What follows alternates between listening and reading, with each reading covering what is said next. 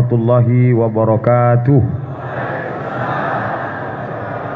Bersyukur kepada Allah dengan mengucapkan Alhamdulillahi Rabbil Alamin. Berselawat kepada Rasulullah dengan ucapan Allahumma salli ala Sayyidina Muhammad wa ala ali Sayyidina Muhammad. Saya pertama kali tausiah ke kota DKI Jakarta. Yang pertama kali mengundang saya ke Jakarta adalah Kiai Haji Lutfi Zawawi yang hadir bersama kita pada haul almarhum ayah beliau Kiai Haji Zawawi. Dan sampai hari ini alhamdulillah hubungan kami tetap baik. Lalu kemudian pada kesempatan ini dijemput oleh orang yang selalu kita mintakan doa kepada Allah, Rabbi habli minas solehin, berilah aku anak yang soleh. Mengundang kita nih anak soleh, Datuk Dr. Razi bin Saleh bin Ahmad. Razi bin Saleh bin Ahmad. Mudah-mudahan kita semua juga mendapatkan anak-anak yang soleh insyaallah. Dengan syarat sering-sering mengklik inspirasi. Yang besar tak dihimbau gelar, yang kecil tak disebut nama. Insyaallah kita semua dimuliakan Allah Subhanahu wa taala. Amin ya rabbal alamin. Di Makkah ada namanya Darun Nadwah. Dar rumah, Nadwah pertemuan, lembaga tempat bertemu. Tentu di kondominium, di gedung yang megah mewah ada satu tempat pertemuan. Nih, di salah satu kota juga ada satu tempat pertemuan yang indah, parlemen. Maka pasti gedung yang paling mahal dan paling bagus. Yang membangun Darun Nadwah itu namanya Qusay. Siapa namanya? Qusay. Jadi yang kebetulan hamil ingin punya anak, bingung anaknya siapa? Qusay. Apa hubungan Qusay dengan Nabi Muhammad?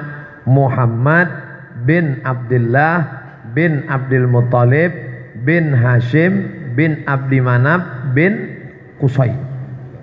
Muhammad bin Abdullah bin Abdul Muttalib bin Hashim bin Abdi Manaf bin Qusay. Qusay datuknya yang kelima. Artinya apa? Nabi Muhammad keturunan orang kaya. Jadi kalau ada orang mengatakan saya miskin-miskin aja supaya anak saya baik seperti Nabi Muhammad, rasanya nggak mungkin. Kalau mau anaknya seperti Nabi Muhammad, maka kakek mbahnya juga mesti seperti Qusay. Qusay inilah yang menanggung orang-orang kalau datang berangkat haji, ngasih makan, ngasih minuman gratis, itu Qusay. Jadi kalau mau cucu cicit kita baik, maka kita mesti menjadi Qusay yang mampu membuat gedung pertemuan berkumpul orang ramai Darun Nadwah, dan orang itu dibelikan makan dan minum, lalu orang berdoa, ya Allah berikanlah anak cucunya baik, maka lahirlah anak cucu yang baik karena doa orang banyak. Itu salah satu tips. Nabi Muhammad itu kan Ustadz memang sudah ditakdirkan jadi Nabi. Andai kakeknya tidak baik pun dia tetap juga menjadi Nabi. Betul. Tapi kita diminta ada usaha, mengikuti jalan. Jalan itu bahasa Arabnya syari'. Syari' artinya jalan yang lebar. Bahasa Inggrisnya road. Ring road, jalan yang memutar. Syari' jalan. Sedangkan tariq, jalan yang zahir maupun batin. Sirat adalah titian. Makanya selalu kita meminta ihdinas siratal mustaqim, titian, jembatan. Sedangkan jalan street road disebut dengan syari'. Tadi disebutkan oleh Datuk Dr. Razi, ini syariah, jalan yang luas lebar. Kalau jalan itu lebar, maka orang akan melewati jalan itu tidak lihat agamanya. Islam, Kristen, Katolik, Hindu, Buddha, Konghucu, tidak beragama sama sekali. Dia pasti akan melewati jalan itu. Maka kita yang menunjukkan Islam ini jalan yang lebar, supaya orang mau melewati jalan kita. Alhamdulillah, kata Roger Jaroudi, orang berkebangsaan Prancis, tinggal di Paris. Alhamdulillah aku masuk Islam karena melihat ajaran Islam sebelum ketemu orang Islam. Seandainya aku ketemu orang Islam duluan, pasti aku tidak masuk Islam, kata dia. Dia belajar Islam, baca di internet, belajar Islam, baca di buku. Oh, Islam itu hebat ya, Islam itu mengajarkan kaya ya, Islam itu mengajarkan bisnis ya. Habis itu dia masuk Islam, selesai masuk Islam, sholat di masjid, keluar dari masjid sendal hilang. Alhamdulillah aku belajar Islam dulu, baru kenal orang Islam. Seandainya melihat orang Islam dulu, pasti tidak tertarik. Nah, sebenarnya apa yang dilakukan oleh Datuk Razi ingin menunjukkan ini loh Islam yang praktik, yang dipraktekkan, bukan sekedar teori. Karena dalam teorinya Islam itu luar biasa. Muhammad bin Abdullah bin Abdul Muttalib bin Abdi Manaf bin Hashim bin Abdi Manaf bin Qusay, lalu kemudian turun ke bawah sampai anak-anak cucunya ini memang para bisnismen. Makanya Nabi Muhammad itu anak yatim. Ketika 2 bulan dalam kandungan ayahnya meninggal. Ayahnya meninggal pergi dalam keadaan juga pergi bisnis, dagang. Ditulis oleh Imam Al-Barzanji dalam syair. Barzanji selalu dibaca pada saat maulid Nabi, akikah anak, walimah nikah, acara maulid. Walamma tamma min hamlihi syahrani ala ashhuril aqwalil marwiyah tufiya bil madinatil munawwarati abuhu Abdullah. Ketika sempurna hamil kandungan ibunya 2 bulan, meninggallah bapaknya di kota Al-Madinah. Dan bapaknya pergi itu bukan dalam acara undangan, pergi dalam acara bisnis. Meninggallah bapaknya di kota Al-Madinah Al-Munawwarah. Seorang perempuan yang cantik bernama Aminah, punya suami yang soleh bernama Abdullah, meninggal dalam keadaan syahid karena dia sedang berdagang, berniaga, mencari rezeki yang halal. 2 bulan dalam kandungan, itulah anak bernama Muhammad sallallahu alaihi wasallam. Kakeknya orang kaya, bisnismen. Ayahnya meninggal dalam keadaan bisnis. Bagaimana dengan paman-pamannya? Ketika turun ayat riba, riba pertama yang diharamkan Nabi adalah riba Abbas. Nabi punya ayah namanya Abdullah. Abdullah punya saudara namanya Abbas. Abbas kerjanya kredit, meminjamkan uang. Maka ketika turun ayat riba, riba pertama yang diharamkan Nabi riba Abbas. Ini keluarga bisnismen. Nabi bertemu dengan Khadijah. Kapan pertemuan itu? Bukan pertemuan saat tausiah tablik akbar. Nabi bertemu Khadijah karena Khadijah punya barang-barang yang banyak, dan siapa saja yang mau membawa barang itu silakan. Ada orang mau bawa barang ini, silakan, jualkan. Nanti bagi hasil. Inilah cikal bakal mudharabah, bagi hasil. Siapa saja mau pergi. Dan ayat bisnis yang selalu dibaca, li'ilafi Quraisy, perjalanan orang Quraisy, ilafihim rihlatash syita was-shaif. Syita musim dingin, shaif musim panas. Makkah di tengah, Yaman di bawah, dan di atas Syam. Makkah, Yaman, Syam. Syam sudah menjadi 4 negara: Suriah, Yordania, Palestina, Lebanon. Suriah, Yordania, Palestina, Lebanon. Makkah di tengah, Makkah, Madinah, disebut dengan istilah Hijaz. Bawah, Yaman. Jadi orang-orang Arab itu bisnismen. Abu Jahal, Abu Lahab, Abu Talib, Abu Sufyan, dan abu-abu lainnya. Berapa negara bisnis mereka itu sekarang? Musim dingin mereka pergi ke Yaman, musim panas mereka pergi ke Syam. Kenapa musim panas ke Syam? Karena musim panas Syam tidak terlalu panas. Kenapa musim dingin pergi ke Yaman? Karena musim dingin di Yaman tidak terlalu sejuk. Karena pantai, dekat dengan laut Arab. Maka kalau negeri musim dingin turun ke Syam, salju turun. Maka mereka musim panas ke Syam, musim dingin ke Yaman. Jadi kalau dihitung sekarang berapa perjalanan bisnis mereka? Yordania, Palestina, Suriah, Lebanon, Saudi Arabia, Yaman. Bisnis 7 negara. Jadi jangan bayangkan Abu Jahal, Abu Lahab, Abu Thalib itu Abu Sufyan jual duku antar kecamatan. Mereka ini bisnismen ekspor import. Kenapa mereka disebut jahil?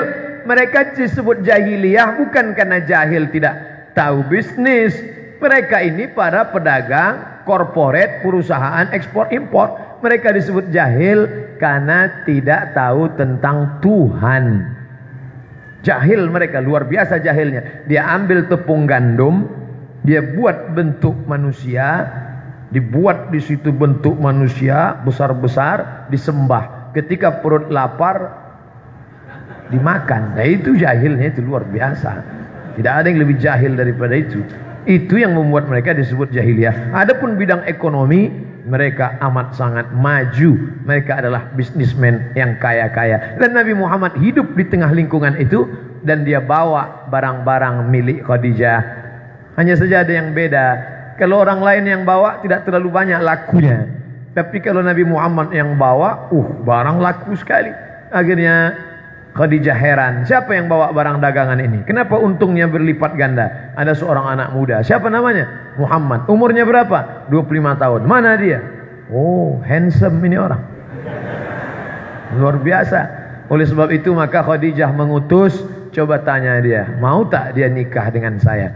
Inilah dalil kalau ada orang baik, perempuan boleh mengutarakan keinginan hatinya. Yang bilang so sweet yang belum nikah. Adapun yang udah nikah senyum-senyum pekat aja lah. Gayung bersambut pucuk dicinta ulam pun tiba. Nabi bersetuju dan paman Nabi meminang Khadijah, maka menikahlah mereka. Diabadikan kisah itu oleh Syekh Safiur Rahman Al-Mubarakfuri dalam kitab Ar-Rahiq Al-Mahtum. Nabi berusia 25 tahun, anak muda yang sedang di puncak karirnya, dan mahar pernikahan itu isruna bakarah, 20 ekor onta. Satu ekor onta yang tidak terlalu mahal 35 juta, kali 20 ekor sama dengan 700 juta, ditambah beberapa uqiyah emas, dihitung sekarang lebih kurang 1, sekian M mahar pernikahan Nabi dengan Khadijah. Tadi bercerita tentang sunnah. Ada orang mengikut sunnah dengan jubahnya, bagus. Ngikut sunnah dengan jenggotnya, bagus. Ngikut sunnah dengan banyak solawatnya, bagus. Ngikut sunnah dengan bagus. Tapi ngikut sunnah dengan mahar 1 M-nya, katanya ikut sunnah.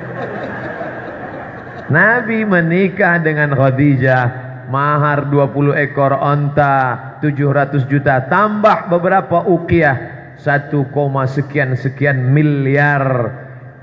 Lalu orang bercerita tentang Nabi Muhammad yang miskin, susah, melarat, jubahnya compang-camping. Ini Muhammad mana? Yang kamu ceritakan ini Muhammad mana? Muhammad yang kami kenal dalam ajaran Islam adalah Muhammad yang di usia 25 tahun menikah dengan mahar 1, sekian miliar. Lalu kita lihat bagaimana umat Muhammad sekarang dengan seperangkat alat sholat dan kitab suci Al-Quran tunai. Layak enggak orang ini disebut pengikut Nabi Muhammad? Itu zaman kita, zaman saya yang pakai seperangkat alat sholat. Anak-anak muda sekarang, kupinang kau dengan bismillah.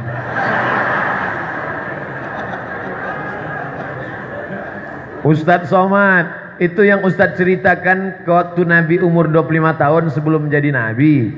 Iya juga, itu kan sebelum jadi Nabi. Setelah jadi Nabi dia miskin, dia susah, dia melarat. Oke, sekarang kita melompat dari umur 25 langsung ke umur 63. 25 lompat langsung ke 63. Gimana ceritanya ketika berumur 63? Nabi berkurban.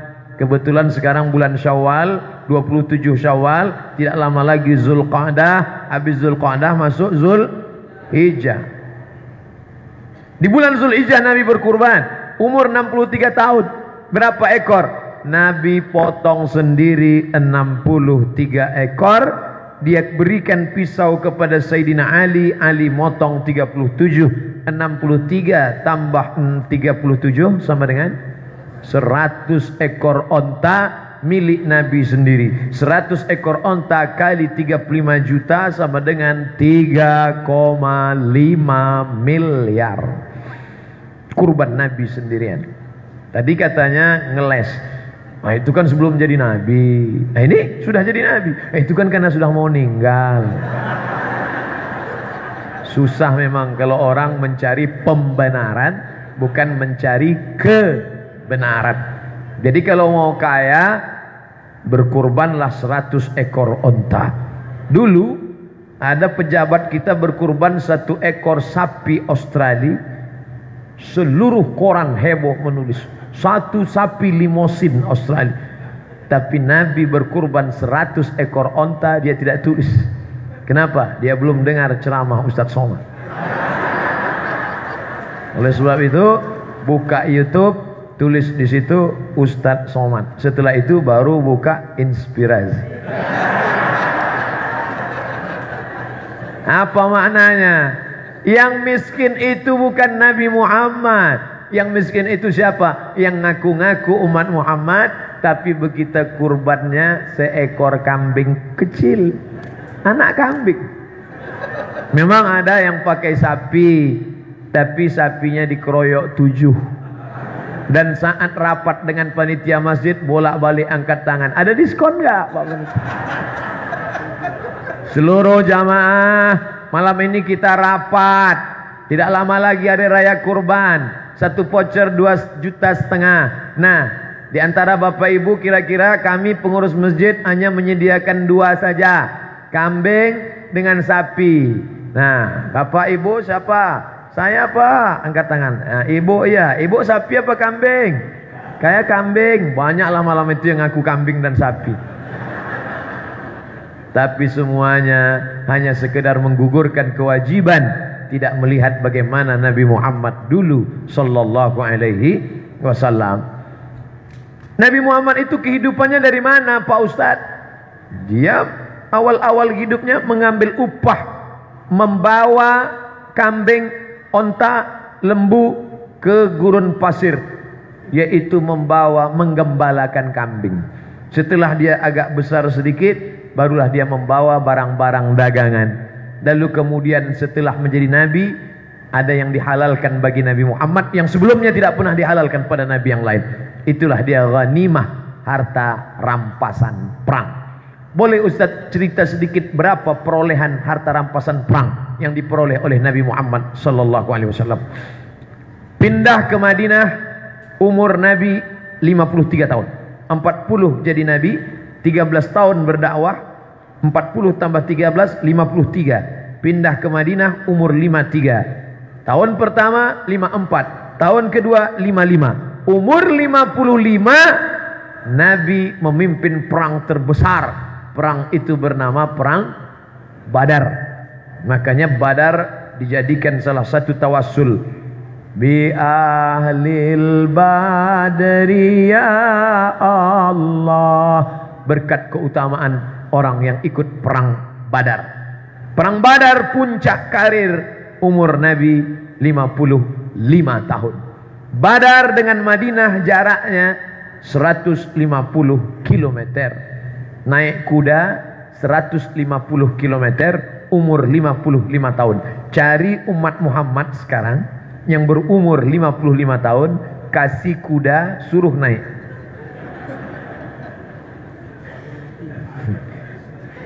Satu jam naik kuda sama dengan 1000 kali push up. Ngomong-ngomong, yang ceramah itu pernah nggak naik kuda? Pernah. Naik, foto, turun lagi. Untuk update status saja. Nabi Muhammad umur 55 menjadi panglima perang, naik kuda 150 km. Umat Muhammad umur 55 membawa map ngurus pensiun. Dengan beberapa keluhan medical check up, asam urat, kolesterol, darah tinggi, jantung koroner, diabetes mellitus. Dari aspek kesehatan kita jauh, dari aspek ekonomi kita jauh, dari aspek makan kita jauh. Nabi makannya dikit, kita dikit-dikit makan. Nabi tidurnya dikit, kita dikit-dikit tidur. Ngelihat tiang aja ngantuk. Tapi mengaku umat Muhammad sallallahu alaihi wasallam. Alhamdulillah masih ngaku. Yang enggak ngaku, mudah-mudahan kita diakui. Yang aminnya kuat, yang paling khawatir. Lalu kemudian Nabi berperang, dapat harta rampasan perang. Berapa yang diperoleh? Syekh Safiur Rahman Al-Mubarak Furi dari India bercerita dalam kitab Ar-Rahiq Al-Maktum, la taqillu an 50.000 dinar, tidak kurang dari 50.000 keping dinar. Sekarang kita hitung sama-sama, 50.000 keping itu berapa? Satu keping dinar tidak ada uang kertas. Uang kertas ada setelah Amerika punya kerja. Dulu hanya ada dua uang, dirham, perak, dinar, emas. Satu keping dinar beratnya 4,25 gram. 4,25 gram. Kalau 1 gram emas 2 juta, 1 gram emas 500.000, maka satu keping itu harganya 2,5 juta. Lebih Pak Ustadz, kemarin ada yang mengatakan 27 karena kita udah lama bersahabat, 2,5 juta. Satu keping itu 2,5 juta. Sekarang kita hitung 50.000 keping, 2,5 juta kali 50.000 keping sama dengan 125 M. Hasil perolehan perang Badar 125 miliar. Lalu Nabi Muhammad jatahnya berapa? Ditulis dalam Al-Quran, wa'alamu annama ghanimtum min syai'in, ketahuilah kalau kamu dapat harta rampasan perang, fa inna lillahi khumusahu walirrasul, maka Nabi Muhammad mendapat khumus, khamsah 5, khumus 1/5, 20%. Sekarang kita hitung sama-sama, 125 miliar, 20% untuk Nabi Muhammad. Berapa miliarkah jatah Nabi? 25 miliar baru satu perang. Perang Badar saja Nabi dapat 25 miliar. Bandingkan dengan PNS golongan 3A gaji 2,5 juta dengan potong sana, potong sini, potong sana, potong sini. Mengaku umat Muhammad sallallahu alaihi wasallam. Nabi satu kali 2,25 miliar. Itu 25 miliar kalau kita belikan cendol, kita bisa berenang semua. Jadi jangan bayangkan Nabi Muhammad itu miskin, susah, melarat. 25 miliar. Tapi, jangan bayangkan Nabi Muhammad punya istana. Tidak ada istananya. Istana Fir'aun masih ada tegak berdiri. Lalu uang itu kemana dipakai? Dipakai untuk kepentingan umat. Setelah pulang perang datang Fatimah ke rumah Nabi. Ya Rasulullah, kan kamu baru dapat harta rampasan perang yang banyak. Ini tanganku ini tidak bisa tidur malam tenang karena baru saja buat adonan tepung gandum. Anakku kecil dan aku menimba air karena Ali susah. Tolonglah beri pembantu dan sedikit uang. Apa kata Rasulullah? Fatimah, sebelum tidur malam tasbih 33 kali, sebelum tidur malam tahmid 33 kali, sebelum tidur malam takbir 33. Subhanallah, alhamdulillah, la ilaha illallah, Allahu akbar. Apa maknanya?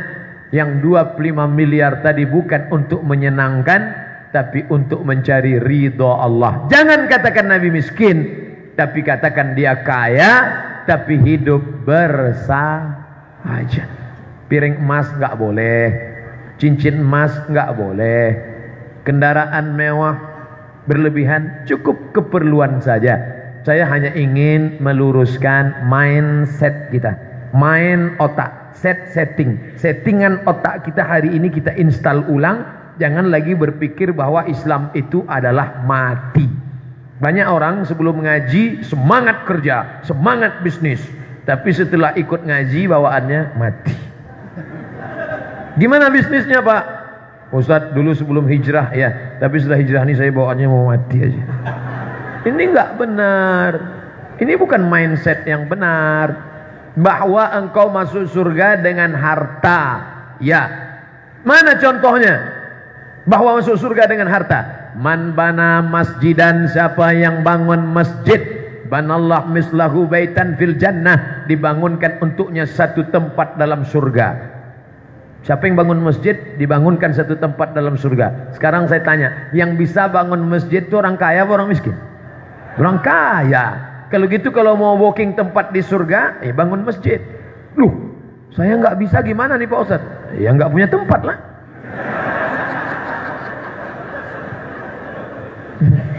Baca hadisnya baik-baik. Wah, kalau begitu surganya untuk orang kaya saja. Yang miskin jangan sesak nafas dulu. Allah Maha Adil. Man shalla isnatai asyrata raka'ah, siapa yang salat 12 rakaat fil laili wal lailah, fil yaumi wal lailah, siapa yang salat 12 rakaat sehari semalam, dibangunkan untuknya satu tempat di surga. Salatnya 2 rakaat sebelum subuh, 4 rakaat sebelum zuhur, 2 rakaat setelah zuhur, 2 rakaat setelah isya, 2 rakaat setelah maghrib, 12 rakaat. Bagusnya orang kaya Islam, bangun masjid sekali, solat sunatnya 12 rakaat, dapat 2 tempat. Yang lebih parah, masjid nggak pernah bangun, ke masjid nggak pernah, solat sunat pun nggak. Kau mau masuk surga booking tempat pakai apa? Maulid rajin, solawat rajin, nasyid ikut sampai jam 2 malam. Ya Hanana, ya Hanana, ya Hanana, ya Hanana. Salat subuh jam 8. Salahkah nasyid? Nasyidnya nggak salah, tapi settingan kepala perlu diluruskan. Ana wa kafilul yatim, aku dan orang yang menyantuni anak yatim, kahataini fil jannah, seperti ini dalam surga. Jadi kalau mau ingin dekat-dekat dengan Nabi Muhammad SAW, mesti menyantuni anak yatim. Sekarang, yang bisa nyantuni anak yatim itu orang kaya apa orang miskin? Orang kaya. Ustadz, kalau semua orang seperti ini dengan Nabi, sementara umat Nabi Muhammad miliaran nanti di padang mahsyar, lalu gimana yang paling dekat dengan Nabi? Mudah saja logikanya. Yang paling tinggi harta sedekahnya, itulah yang paling dekat dengan Nabi. Sama seperti nonton bola. Kalau tiketnya VVIP, duduk di dekat lapangan, jangankan bola, bulu kaki pemain bola kelihatan. VVIP. Tapi kalau yang tiket ekonomi, bola di sana, dia di sana. Nontonnya lewat layar tancap. Kadang-kadang bola bulat, kadang-kadang oval. Pas mau gol angin kencang, terbang sama layarnya sekalian. Berpikir. Jadi siapa yang paling dekat dengan Nabi? Orang kaya. Yang punya istana di surga, orang kaya. Yang paling dekat dengan Nabi Muhammad SAW, orang kaya. Lalu di antara kita semua ini, yang paling baik ini siapa? Al-mu'minul qawi, mukmin yang kuat. Khairun, lebih baik. Wa ahabbu ilallah, lebih dicintai Allah. Minal mu'minid dhaif, daripada mukmin yang lemah. Kuat ekonominya, kuat fisiknya, kuat mentalnya, kuat otaknya. Oleh sebab itu mesti berpikir ke depan. Buya Muhammad Nasir, awal hidupnya politik Partai Masyumi, di akhir hayatnya tetap membangun ekonomi umat. Muncullah YARSI, Yayasan Rumah Sakit Islam. Kenapa rumah sakit? Karena dia lihat umat Islam susah, masuk ke rumah sakit tetangga sebelah, di akhir hayat rusak keimanan, akidah, maka dia bangun ekonomi umat. Muncul ucapan Muhammad Nasir. Apa kata beliau? Islam ritual biarkan, Islam ekonomi awasi, Islam politik habisi. Ucapannya masih relevan sampai sekarang. Islam ritual, biarkan. Tanah lapang penuh sholawatan maulid Nabi, biarkan aja, biarkan, nggak apa-apa, bukan jadi ancaman. Tapi kalau sudah mulai memperhatikan aspek ekonomi, awasi, jangan sampai ekonominya bangkit. Nanti kalau ada saudara-saudara yang menekuni bidang ini, ekonomi umat bangkit, tiba-tiba diawasi, tiba-tiba dicekal, tiba-tiba dirintangi. Ingat pesan Buya Muhammad Nasir, karena itu memang sudah cerita lama. Ekonomi awasi, kalau sudah menyentuh politik, habisi. Makanya yang paling selamat kalau ceramah, jangan sentuh yang dua ini. Jangan bicara ekonomi, jangan bicara politik, kau akan selamat. Judul kajian kita siang ini adalah tentang mati. Judul kajian kita masalah siang ini adalah tentang sabar. Anakmu dilarikan orang, sabar. Istrimu dilarikan orang, sabar. Suamimu dilarikan orang, ngamuk. Oleh sebab itu maka banyak yang tidak mau cerita masalah ekonomi, tidak banyak yang bercerita masalah politik. Saya termasuk yang tidak diberitahu judul kajian siang ini. Jadi saya sebenarnya ini terjebak ini. Terjebak dalam inspirasi. Mudah-mudahan jebakan ini jebakan yang menyelamatkan kita dari azab neraka jahanam. Ketika nanti bangkit ekonomi umat melalui program ini, dan ini menjadi inspiration. Ini dari bahasa Inggris ini diambil, cuman dibelokkan ke Arab menjadi inspirasi. Maka ini akan menjadi ide. Man sanna fil islami sunnatan hasanatan. Siapa yang membuat suatu tradisi yang baik, falahu ajruha, dia dapat pahalanya, wa ajru man amila biha, dan orang lain yang terinspirasi. Ini direkam, diupload, ditonton orang. Anak-anak muda yang selama ini memahami Islam berarti mati, Islam berarti neraka, Islam berarti melarat, Islam berarti miskin. Setelah dia tonton, oh ternyata Islam itu kaya, ternyata Islam itu bisnis, ternyata Islam itu emas, ternyata Islam itu harus bangun masjid, ternyata Islam harus menyantuni anak yatim. Dia terinspirasi dengan video itu, dan Abdul Somad sudah mati dimakan cacing tanah, mengalir pahalanya. Kenapa? Ketika anak-anak muda bertemu di ruangan ini 2038, 20 tahun akan datang, mereka bercerita, kami anak-anak muda Islam membangkitkan ekonomi umat karena kami terinspirasi melihat salah satu video Ustadz Somad yang kami tonton di YouTube, dan acara itu diawali oleh acara inspirasi. Takbir, Allahu Akbar. Dari bunyi takbirnya nampaknya sudah makan siang. Bapak Ibu yang dimuliakan Allah Subhanahu wa taala, syahadat, salat, zakat, puasa, haji. Kalaulah Islam mengajarkan miskin, syahadat bisa diucapkan oleh orang yang sudah mati.